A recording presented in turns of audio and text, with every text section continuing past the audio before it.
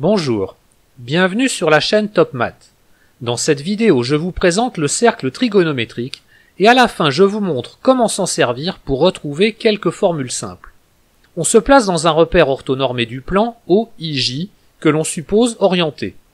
Et on trace le cercle de centre O et de rayon 1 que l'on appelle le cercle unité ou cercle trigonométrique.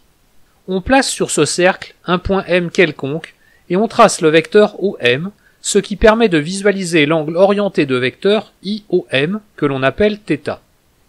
On appelle grand A le projeté orthogonal de M sur l'axe des abscisses. L'abscisse du point M est égale à cosinus de θ. On projette M sur l'axe des ordonnées. L'ordonnée de M est égale à sinus de θ. Notons C le point de coordonnées 1, 0 et traçons la tangente au cercle en C. Lorsque le point M n'est pas situé sur l'axe des ordonnées, la droite OM coupe cette tangente en un point que l'on note grand N. Ce point N se projette sur l'axe des ordonnées en un point grand D, dont l'ordonnée est égale à tangente de θ. Les droites AM et CN étant parallèles, le théorème de Thalès permet de retrouver que tangente de θ est égale à sinus de θ divisé par cosinus de θ. Soit E le point de coordonnées 0, 1, et traçons la tangente au cercle en E. Lorsque M n'est pas sur l'axe des abscisses, cette tangente coupe la droite OM en un point que l'on note P. Ce point P se projette à son tour sur l'axe des abscisses en un point noté F. Dans le triangle OFP, le calcul de tangente θ donne que l'abscisse de F est égale à cotangente de θ, c'est-à-dire à cosinus de θ divisé par sinus de θ. Traçons maintenant la tangente au cercle en M. Lorsque M n'est pas sur les axes du repère, elle recoupe l'axe des abscisses en un point noté G et l'axe des ordonnées en un point noté H. Le calcul de cosinus de θ dans le triangle OGM donne que l'abscisse de G est égale à 1 sur cosinus de θ, que l'on appelle la sécante de θ. Dans ce même triangle OGM, le calcul de tangente de θ donne que la distance MG est égale à tangente de θ. Je devrais même dire égale à la valeur absolue de tangente de θ. Dans le triangle OHM, le calcul de sinus de θ égale à OM sur OH donne que l'ordonnée de H est égale à 1 sur sinus de θ, que l'on appelle la coséquente de θ. Et toujours dans le triangle OHM, le calcul de tangente de θ donne que la distance HM est égale à la valeur absolue de cotangente de θ. En reprenant le triangle OCN, rectangle en C, le théorème de Pythagore donne ON égale à la valeur absolue de sécante de θ. Enfin, dans le triangle OEF, rectangle en O, le théorème de Pythagore donne que la distance EF est égale à la valeur absolue de coséquente de θ. Je vous montre maintenant comment j'utilise le cercle trigonométrique pour retrouver quelques formules très simples.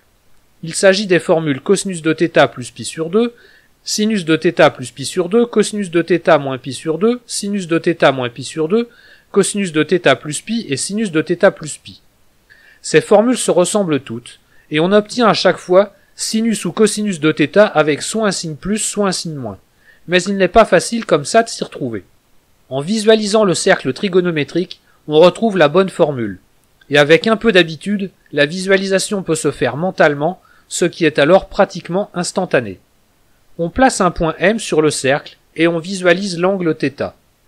Il faut prendre soin de placer le point M assez éloigné de la première bisectrice, sinon le cosinus et le sinus seraient proches l'un de l'autre et on ne saurait pas les distinguer. On visualise le cosinus de θ sur l'axe des abscisses, ici en rouge, et sinus de θ sur l'axe des ordonnées, ici en bleu. Faisons alors tourner le point M autour de O d'un angle de mesure pi sur 2, ce qui donne le point M'. On visualise ainsi l'angle de vecteur IOM', qui a pour mesure θ plus pi sur 2. Son cosinus apparaît sur l'axe des abscisses en orange. Il n'y a plus qu'à regarder deux choses. La première, c'est la longueur des segments. Manifestement, le segment orange a la même longueur que le segment bleu. Donc cosinus de θ plus pi sur 2 s'exprime à l'aide de sinus de θ. Et la deuxième chose, c'est que le signe de cosinus de θ plus pi sur 2 sur la figure est du côté des abscisses négatives, alors que sinus de θ est positif. On en déduit donc la formule cosinus de θ plus pi sur 2 est égal à moins sinus de θ. On procède de la même façon pour trouver sinus de θ plus pi sur 2, qui est représenté en marron sur la figure.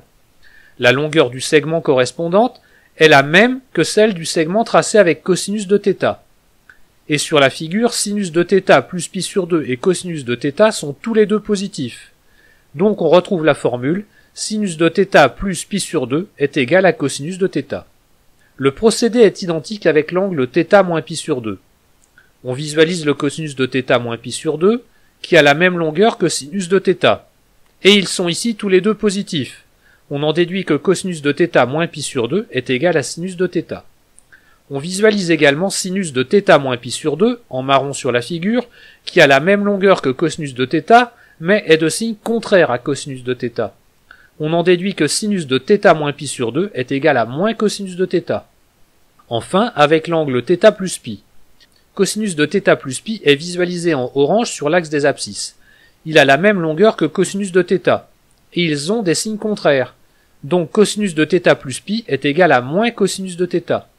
Il en va de même pour sinus de θ plus pi, qui a même longueur que sinus de θ, mais un signe contraire. Donc sinus de θ plus pi est égal à moins sinus de θ. Voilà, cette vidéo est terminée. N'hésitez pas à me laisser des commentaires et à partager mes vidéos. Et surtout à vous abonner. Vous pouvez aussi me retrouver sur Facebook.